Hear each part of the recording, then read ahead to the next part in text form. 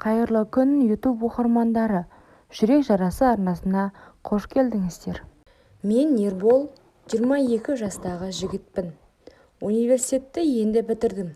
Үйде отырып жұмыс іздеп жүрмін. Ағамның үйінде тұрып жатырмын. Ағам жұмыста көп уақыт өткізеді. Шетелге іс-сапарға жиі шығады. Сондықтан үйде жеңгем екеуміз ғана боламыз. Жеңгем Айгүл 28 жаста. Ағамнан 5 жасқа кіші. Ол нағыз сұлулықтың үлгісі. Ұзын қара шашы, үлкен көздері, толық ерні және бітімі. Үйде жүргенде жеңіл киім киеді, жіңішке футболка, шорти. Мен оған қарап, іште қызығатынмын, түнде оны ойлайтынмын. Бірақ ол жеңгем тыйым салынған жеміс. Бір күні интернеттен әйелдерді байлайтын зат іздедім. Либидоны арттыратын заттар. Ол әйелдерді өте қатты байлайды екен. Тіпті бақылауды жоғалтуға дейін әкеледі. Қызығушылық басым түсіп, заказ беріп қойдым. Зат келгенде жүрегім соғып тұрды. Ағам тағы іс-сапарға кетті. Бір аптаға. Үйде тек үшеуміз қалдық.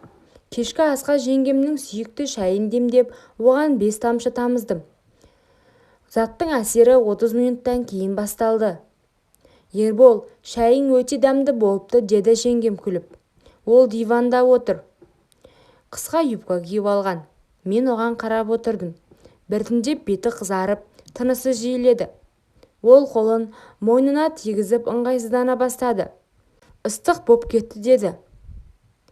Ол маған қарады. Көздерінде басқаша от бар. Ербол, мен біртүрлі болып бара жатырмын. Денем ысып кетті, деді. Мен жақындап қолын ұстадым. Жеңге, демалыңыз. Мүмкін шаршаған шығарсыз. Бірақ ол өзін басқаша ұстады. Қолымды қысып, маған жақынырақ отырды. Дәрінің әсері күшейді. Жеңгем диванда ыңғайсызданып, аяқтарын үйкеледі. Ербол, маған көмектесші. Денем өртеніп тұр, деді. Мен таңғалғансып болдым, бірақ іштей қуандым. Қолымды жоғары жүргіздім. Жеңге, сізге не болды, дедім. Білмеймін, бірақ маған біреудің тиюі керек. Өте қатты болып тұрмын, деді. Ертеңінде жеңгем ұялып жүрді, бірақ көздерінде әлі от бар. Ербол, кеше не болғанын білмеймін, бірақ қайталағың келе ме, деді. Мен күлдім. Затты тағы да қолдандым. Бұл жолы кофеге. Осылайша апта бойы біз құмарлыққа баттық. Түнде оның бөлмесінде, күндіз душта, тіпті ас үйде, үстел үстінде. Бір күні ол маған, сен маған не бердің, деді. Білемін, бірақ ренжімемін. Өйткені мен де саған ғашық болдым, деді. Мен оны сүйдім. Енді затсыз жалғастырамыз ба, деді. Иә, мәңгі. Ағам келгенде бәрі бұрынғыдай болды. Бірақ біздің құпиямыз түнгі кездесулер жалғасты. Ағам үйге келгеннен кейін бәрі сырттай тыныш көрінді. Кешкі ас үстінде күліп ойнап отырамыз, теледидар көреміз. Бірақ түнде басқа әлем басталады. Ағам тез ұйықтайтын адам. Сағат 11-ден кейін қорылдап кетеді. Сол кезде жеңгем маған хабарлама жазады. Келші, сағынып тұрмын, деп. Мен үнсіз шығып, оның бөлмесіне кіремін. Ербол ағам жанында ұйықтап жатыр, бірақ мен шыдай алмаймын, деп сыбырлайды ол. Мен оны құшақтадым. Осылайша әр түн қауіпті, бірақ тәтті болды. Бір күні ағам күдікті бола бастады. Жеңгемнің жүрісі өзгерген, беті нұрланған, көңілі көтеріңкі.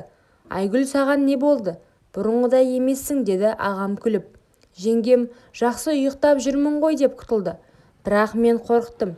Егер біліп қойса, үйден қуады, тіпті ұрып соғуы мүмкін. Сондықтан мен жеңгеммен сөйлестім. Бізге абай болу керек. Мүмкін аз уақыт тоқтатайық, деп. Ол көз жасын тия алмай, жоқ, мен сенсіз шыдай алмаймын. Сен мені ояттың. Енді бұрынғыдай бола алмаймын, деді. Сол түні ол маған келіп, мен ағаммен ажырасқым келеді, саған келгім келеді, деді. Мен таңғалдым.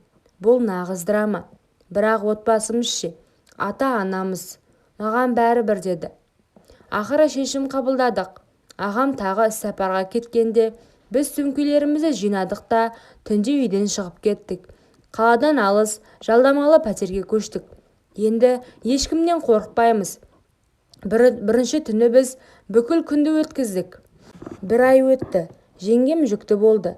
Біз екеуміз ғана білеміз, бала менен. Ол құрсағын сипап, біздің баламыз болады, отбасымыз болады дейді. Мен оны құшақтап, иә жеңге, енді сен менің әйелімсің. Біз жаңа қалада жаңа өмір бастадық. Құмарлық әлі басылған жоқ. Күнде бірнеше рет бір-бірімізді қанағаттандырамыз. Ол маған барлығын үйретеді. Мен оған тәтті сөздер айтамын. Кейде өткенді еске алып күлеміз. Егер ол зат болмаса, біз осындай бақытты болмас едік пе? Мүмкін, бірақ енді затсыз да сен мені өлтіресің. Ол мені сүйеді. Құмарлық мәңгі жалғасады. Бірақ соңғы кездері өзімді кінәлі сезініп жүрмін. Бірақ жеңгем қиналып жүрген жоқ. Әңгіме ойдан шығарылған. Жігіттің шынайы өкініші өмірде осындай жағдайларда бар. Бірақ бұл сабақ болар оқиға емес. Құмарлық тәтті болғанмен тек уақытша сезім береді. Ал ағасына жасаған опасыздығы бумеранг болып қайтпасына кім кепіл?